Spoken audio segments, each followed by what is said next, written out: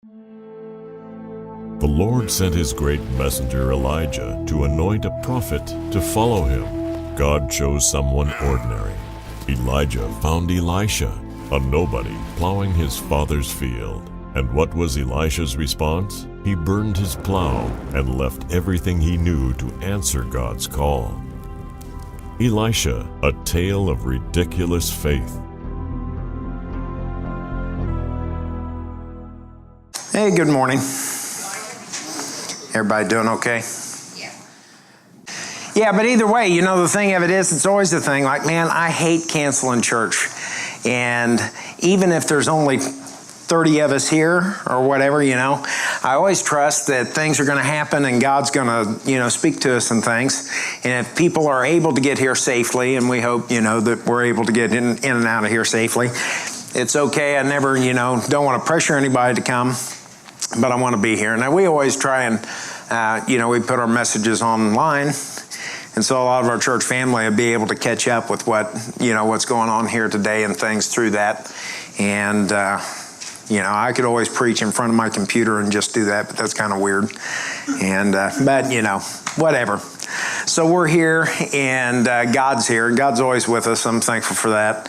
I've been thinking here for the past little while just about different things, and thinking about this guy Elisha, and we're going to start and talk about him over the next few weeks. And really it comes out of a thing of, you know, kind of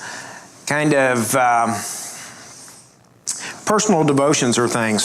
So like on my part of studying and things, and then through the part of, hey, we ought to talk about this a little bit more, and then some of the things that I've read and that's spoken to me through other ministries and things in dealing with things. And so we're going to kind of jump in and talk about this guy in the Old Testament. We were talking about it a little bit Tuesday night at men's group, and one of the guys had kind of brought something up, and so just kind of building on that.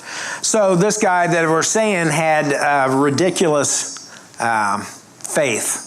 And so, you know, we kind of get this idea of using words and being able to say stuff, right? I mean, we can say words have different meanings. I can say, oh, that's bad, or I can say that's bad, right? And it depends on how I'm using it, as whether or not it's good or whether, you know, right, you understand? I can say something, oh, that's sick, and I could say, oh, that's sick. And just with the tone and the way I do it, one has always got the flu, and the other is, man, that is cool, right? Or however you know, say it and things. Ridiculous. I don't know what you think about when you think of the word ridiculous. You know, with me, it's like some Harry Potter reference from something or something that kind of makes me think of it, or, you know, the TV show Ridiculousness, and see all these people doing this stupid stuff that about gets them killed and stuff, and they end up on TV. You know, I can say it's ridiculous, and on one hand, I could say, you know, that's offlandish. You shouldn't be doing that. It's ridiculous for you to give me that kind of excuse, right? My kid, you know, one of the kids comes up and I say something and say, that's the most ridiculous excuse I've ever heard in my life. You know, just, you know, get better at that. Or I say, it can be a good thing, a cool thing. Like, dude, I can't believe how cool that was. That was ridiculous.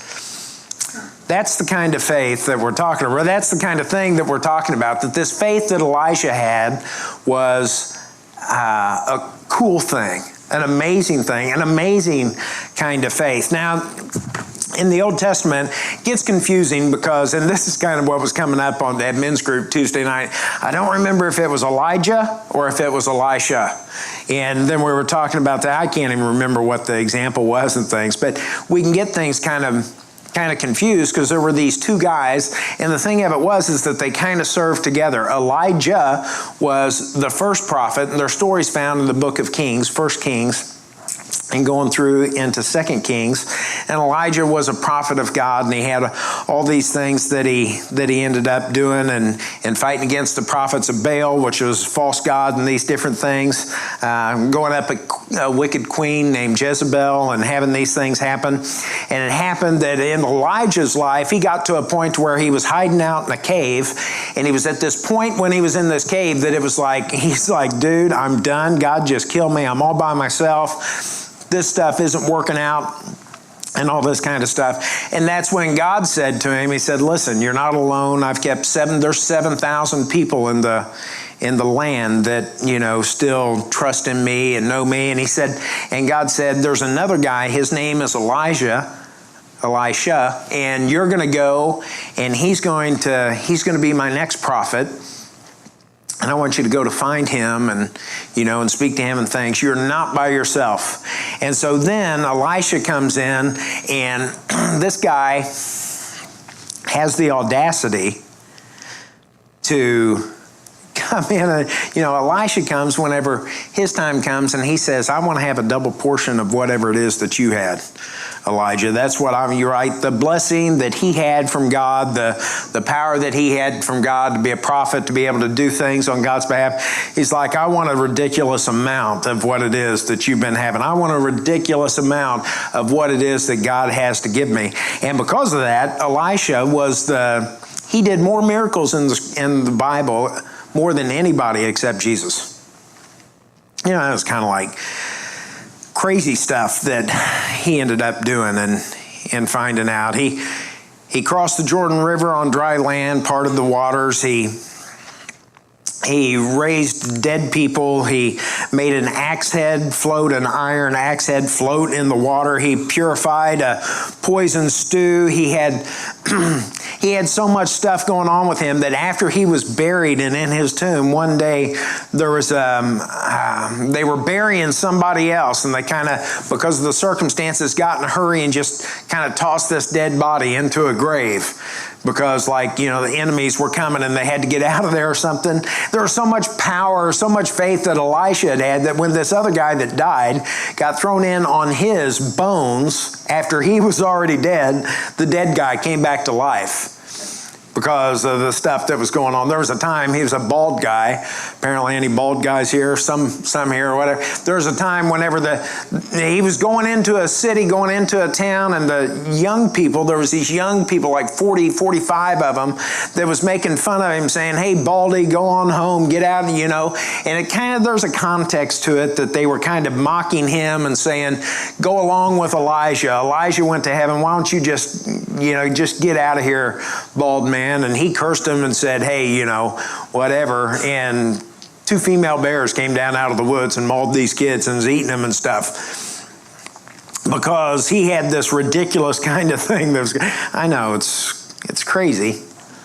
But that's what was going on with this guy's life. It was a time in the 9th century when the kingdoms of Israel were divided, and God called Elijah and then Elisha to go out and to be his spokesman for him, and to preach against the worship of foreign gods, and to go out and to do his bidding.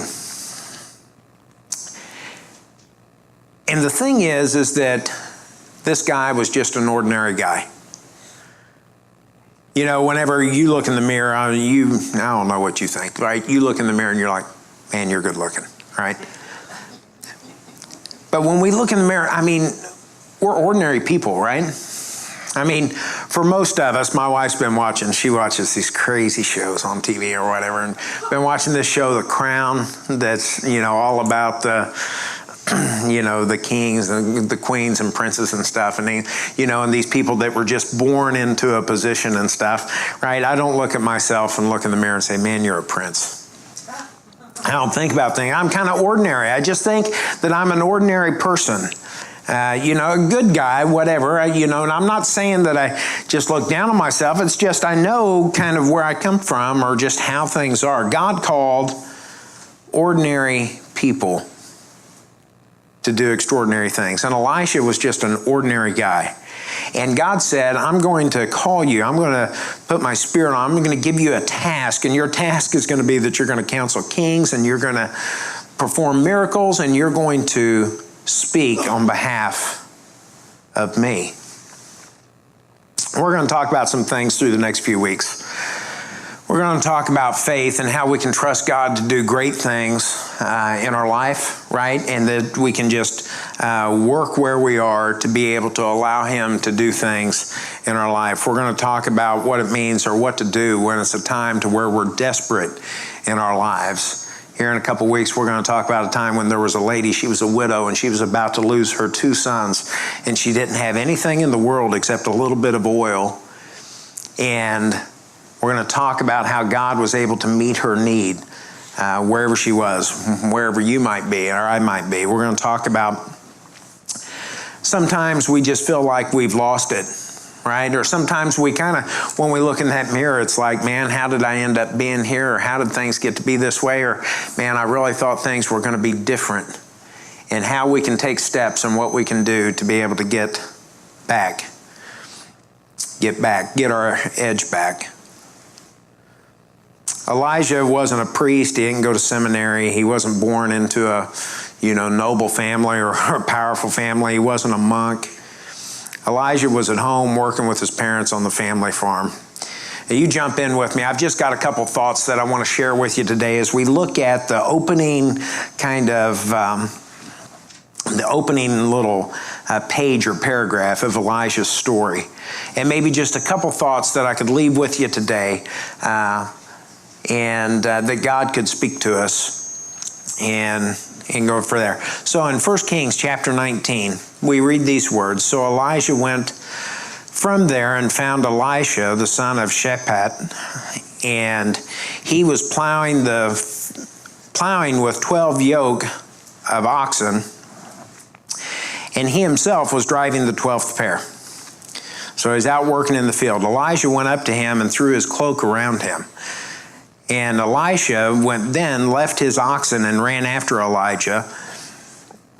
He said, "Let me kiss my father and mother goodbye," he said, "and then I'll come with you." "Go back," Elijah replied. And then he asked this question, "What have I done to you?" So Elijah left him and went back. He took his yoke of oxen and slaughtered them. He burned the plowing equipment to cook the meat, and he gave it to the people, and they ate. Then he set out to follow Elijah and become his servant. Notice that passage. Elijah was plowing with 12 yoke of oxen, and he himself was driving the 12th pair. He's out working in this field. He's out doing this stuff, and he's working hard. He's in his everyday life. He's doing what it is that that he does. Sometimes I can imagine that being out behind the oxen when you're working there in the fields, it's hot, it's hard. I imagine it could be boring, it could be monotonous work. I imagine that the smell of what you get working behind 12 ox every day, or walking behind them sometimes, it's not roses. And the thing that you have to look at is just that little tail going swish, swish, swish. And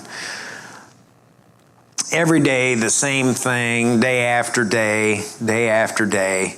And I get it, there's some farmers, that they wouldn't do anything else, right? I mean, they work the ground or they work the land. And there's a lot of us, we wouldn't do anything else. But sometimes we can get into the spot in life to where it just seems like that we're just stuck, that it's monotony. It's just over and over the same thing going day after day after day. And we're trying to meet that sales quota.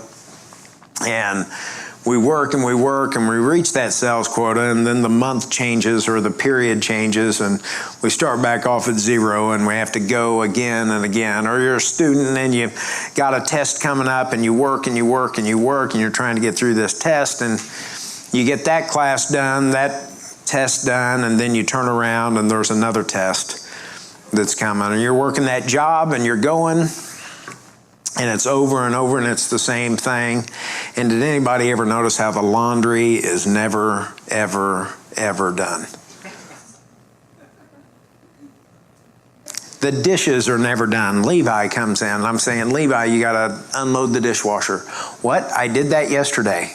I said, "Yes, and you'll do it tomorrow." And it's never, ever done. Sometimes we can lose our passion about things because we're so caught up in the deal, right? In the thing that we're having to do. and that we're just so caught up in the rat race or these things. Whenever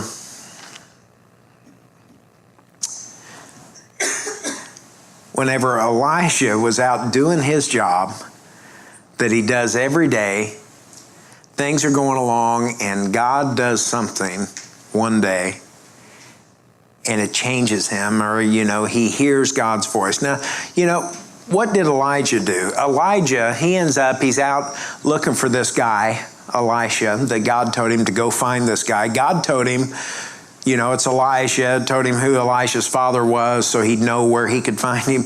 Elijah just walks up in the field and takes his cloak off and puts it on Elisha and then just walks off. This kind of thing, it's kind of a strange thing or whatever. I don't know.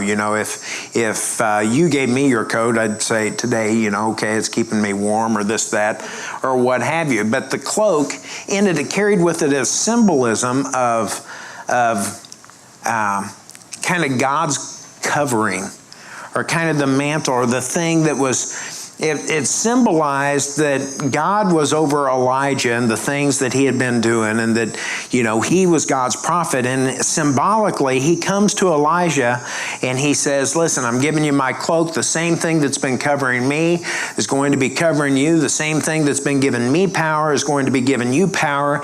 He comes in and he says to Elisha, he says, you're now under my care. You're under my care.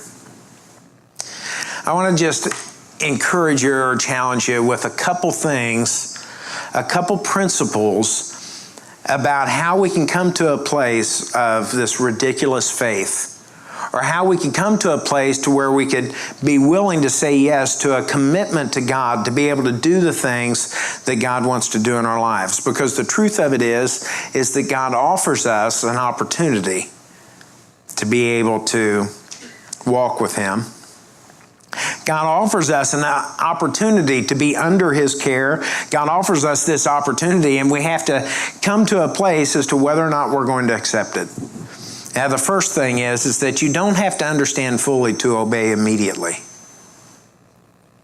You don't have to understand fully to obey immediately. This guy Elijah just comes up and he takes his cloak and puts it on Elisha. And then we read that Elisha says he then left his oxen and he ran after Elijah. Let me kiss my father and mother goodbye, he said, and then I'll come with you. I mean, just kind of immediately, he was willing to go and to do. Now, I think with this, we can understand that Elisha knew who Elijah was. Right? I mean, he was aware that Elijah was a prophet. He was aware of some things about him. And he lived in this land, and he knew, and he loved God, and he knew these things. But, it doesn't say that Elisha, said, okay, hey, I'm going to pray about this here for a while.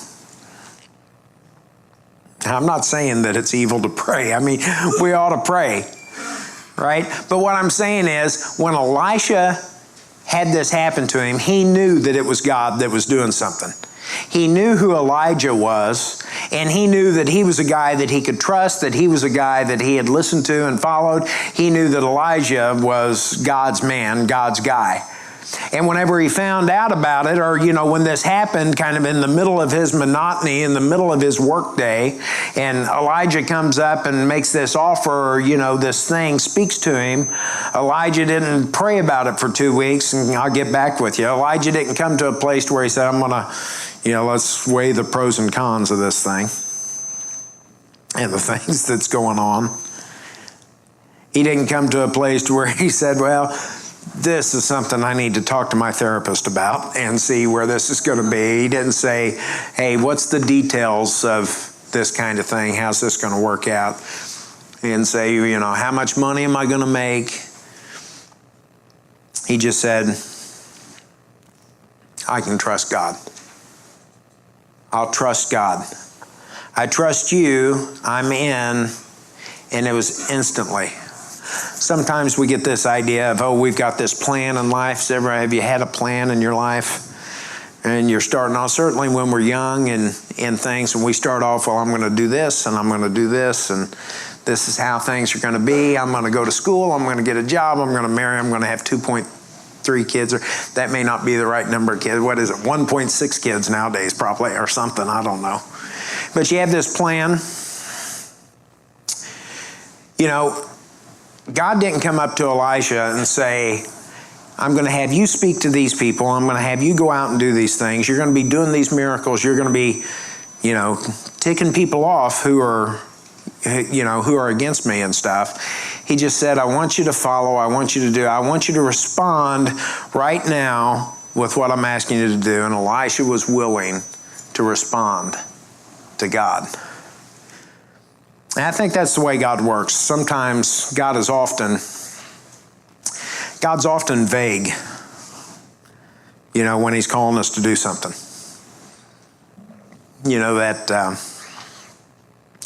The movie Few Good Men, right? You want the truth, you can't handle the truth. I think God sometimes you want the particulars, you can't handle the particulars.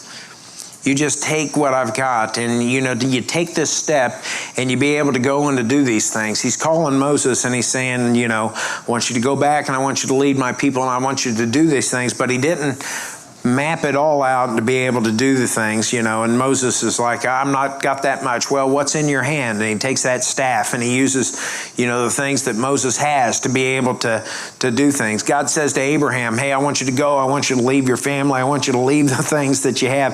And I just want you to go and to follow me and I'll make you a great nation, right? And I'll bless the world through you and things. God just says, go. God just says, do it. God just says, come. One time Jesus is walking on the water and Peter's sitting in the boat and he's like, man, look at this guy. What are you doing? You're walking on the water. And Jesus says, well, if you want to, you could come to me. And Peter just gets out of the boat and he just goes. See, I don't know everything. I don't know the future and I don't know what all is going to happen. But I know that I can trust God. And I got to tell you, it's not always easy. And I'm not saying that I've got this thing down. I'm not saying I'm perfect at it and things. But in my heart, I know that I can trust God. And in my heart, I want to trust God. And one of the things that we see here with Elisha is that he comes along and God speaks to him and God tells him to do something. And Elisha had just decided in his life, in his mind, Elijah had decided that if God is telling me to do something, I can trust that it's the best thing for me to do. Whatever God's telling me to do, it's what's best for me. And for some of us, we're in the middle of a marriage that's driving us crazy, and we're in the middle of a relationship, and we're about to give up, and we're about to throw in the towel, but God says, stay. God says, trust me. God says, work on it. And we can trust God.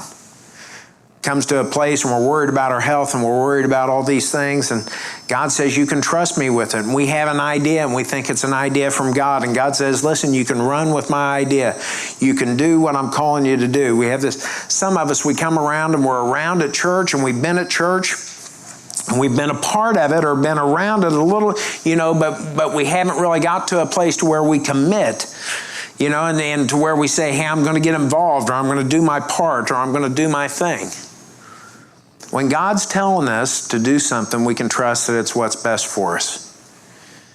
If you're dating somebody or you're hanging around with people and God's telling you, this ain't good.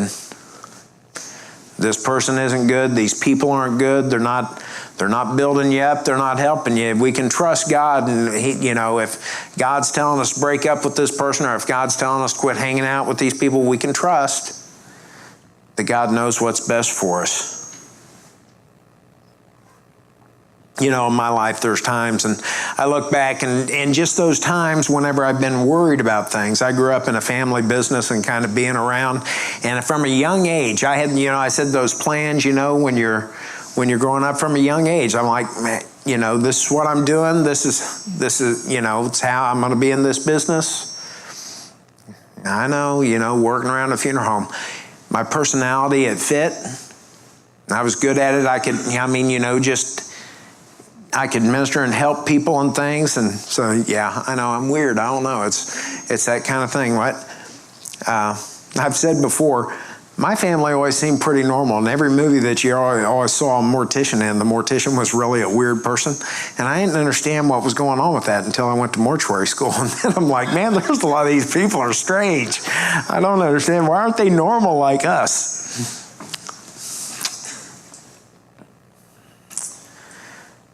Some of us, we're at a place and God's asking us to do something, and we're just saying, man, that's crazy.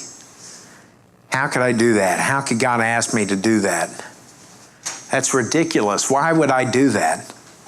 But we know that it's God that's asking us to do it. We can trust God. Whatever He's calling us to do is what is best for us. So the first thing is, you don't have to understand fully to obey immediately. Just say yes. Drives me crazy for me to say to one of my kids, and my kids they're getting older and things, and so maybe it's more. Levi's not in here. I can pick on Levi, all right? Or it's the thing. But Levi, come here. What do you want? Or, hey, do this. Why? Why do we have to do that? You understand what I mean? Man, I can get aggravated with my son. But it's amazing how I can do that same thing with God. Well, it's like we overlook it when it's on in our lives. And I feel like God's leading me to do this or say that, and I'm like, well, why? Or what? God, tell me the rest of it before I commit. God says, man, you may not understand everything, but you can obey. You can obey. And if you're hearing voices in your head that's telling you, something, and you're like, well, that's a little far-fetched, then talk to somebody. I'm saying when God is speaking, He gives us His word, and we know these principles and these things, and it's God, you can trust Him. And the second thing is this. Those that God uses the most are the ones that hold on to the least. The people that God uses the most are the ones that are holding on to the other things in life in this world the least. Now you go with me here. So Elisha, he left him and he went back and he took his yoke of oxen and he slaughtered them and he burned the plowing equipment to cook the meat and he gave it to the people and they ate. Then he set out to follow Elijah and became his servant. All right? So Elisha's out doing his work, working in the fields, plowing with the oxen. And Elijah comes along and does this, puts his cloak on him. And Elisha gets what it means, that, this is a serious thing. And he goes up to Elijah. He says, hey, let me go back and tell my parents what's going on. And, let me finish up a couple things and then I'm with you. I'll go with you. I'll be your servant. Elijah kind of says, hey, what is it that I've done to you, or what is it that I'm asking you to do? He's saying, hey, stop and consider what it is that's going on and things. I want you to understand what's going on, that God's calling you to do something. I think what Elijah was saying is, hey, this is some serious stuff, right? So if you're going to be in, you understand what's going on, and then you make your decision.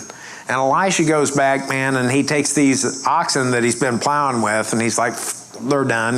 Their supper. He has a big party. He's telling everybody, hey, this is what's going on with me. This is the decision I've made. I'm leaving. And it's the thing, like, it wasn't just that he didn't just kill the ox.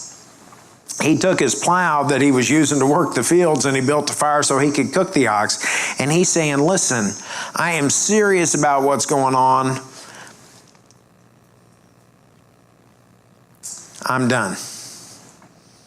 I'm out. I'm going. I'm following this guy, Elijah. God's spoken to me, and I know this is the direction that I'm supposed to go, and I'm going to go. When Jesus was going around and he's calling the apostles to come and to follow him and stuff. And, it's like this stuff. They're out fishing and nobody's catching fish. And Peter and all these guys are around. And Jesus says, hey, take your nets out, cast them down here. And they're like, well, we've been fishing all night. They're just not around here. The schools are. they catch so many fish that they can't pull it in with their nets. And a fisherman, and they're like, man, I've been waiting all my life to have a haul like this. I'm going to put that addition on in my house, and I'm going to, right? I mean, there's these things going on. But no, Peter, they're like, man, they get to the shore, and they're like leaving that stuff, and they're leaving it, and they're following God. And they're like, I know what it is that you're calling me to do, and I'm ready to follow. Did you ever have when you were a kid or young, did you have a thing that you liked to hold on to that you kept with you all the time? I was going to bring, a stuffed animal or something to one of the kids. I mean, did you have a blanket? Or did you have that little, stuffed dog? That's what Levi had. And he's really the only kid that I remember. I'm old and get whatever. I use him a lot for things. But you ever have that thing? Just everywhere you went, you had it on. Yesterday, my phone messed up, and I was out yesterday, and man, when my phone messed up, it was driving me nuts, and I was trying to have a conversation, and it just messed up. So I took it to the store. I'm like, hey, man, can you fix this phone? And yeah, we can fix it. But for a few hours yesterday, I didn't have my phone while they were trying to fix it. And it's like taking off your watch if you always wear your watch, or you have that thing. It's like it's always with me, and when it's not with me, I'm missing it being there. And I use it for things, important things, but then I also use it to jack around looking at a score or finding out what the weather's going to do, or you know what I mean? It's that thing that's just always with you. For some of us in our lives, there's things that we're holding on to. And we've just been holding on to them for so long. I mean, it's just a part of who we are. It's a part of what we do. It's a part of us. And, I think there are some things with that it's okay. If you're carrying around a stuffed animal, it's okay. I think it's weird, for you to be this old and still carrying that around. But, but it's some things, it's okay. I think it's all right for, you to want to have your phone or whatever. But there are some things that we hold on to so much that it can keep us from doing what it is that we know God's asking us to do.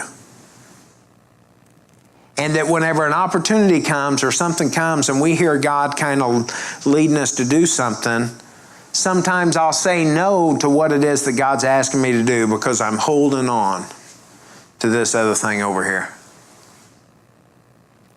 And maybe it's somebody's broken down on the side of the road changing a tire.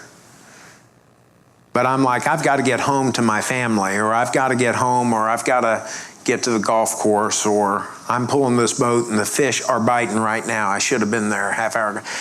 Listen to me.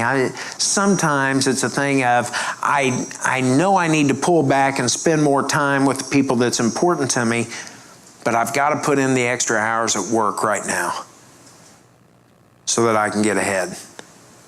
I know you understand what I'm saying. Sometimes we're holding on to things so tight that it affects what God's going to be able to do in our life. That God can use us, that God can do something in our lives to help us to have more peace, to have more joy, to have more of an impact on the people that's around us. And we're so caught up in our wants and desires that we lose sight of the ability to be able to be used by Him. Usually, the people that God uses the most are the ones that's holding on the least to other things in the world. I wonder what God says to us, and just kind of these thoughts here this morning. I wonder what it is that God's speaking to our hearts about, that He's saying, listen, I've been telling you this, or you've been on this road with me, and I want it to be better, and I want it, I wonder what it is that God can say to us over the next few weeks as we study this guy. And some of the stories of the things that God did in his life. And I wonder what it is as we sit here and we think this morning, when we talk about what our lives or what our hearts are committed to, I wonder I wonder if we're committed to the things that are most important. I wonder if God is in agreement with us, kind of in our lives, as to things that we're holding on to the most. And I wonder if God is just kind of whispering to me and saying, Steve, I've got so much more for you than that. If you would just let go of some of these things and trust me and follow me. Won't you just take a moment and listen to him, listen to the Holy Spirit, and ask him to help us to hear his voice. Would you join me in prayer as you bow your heads? We just pray, Heavenly Father, this morning that you would help us to be on the path and the direction that you have for us in our life. And God, we pray your blessing upon us. And God, we pray that you would use us to fulfill and to do everything that you intend to do. God, if there's things that we're holding on to that's holding us back, if there's a part of our hearts, God, that we're holding back from you because we're uncertain if we can trust you, or we're uncertain if we want to go all in, God, I pray that through the power of your Spirit, you can encourage us, and God, that we would be drawn to your love and to your mission for us in our lives.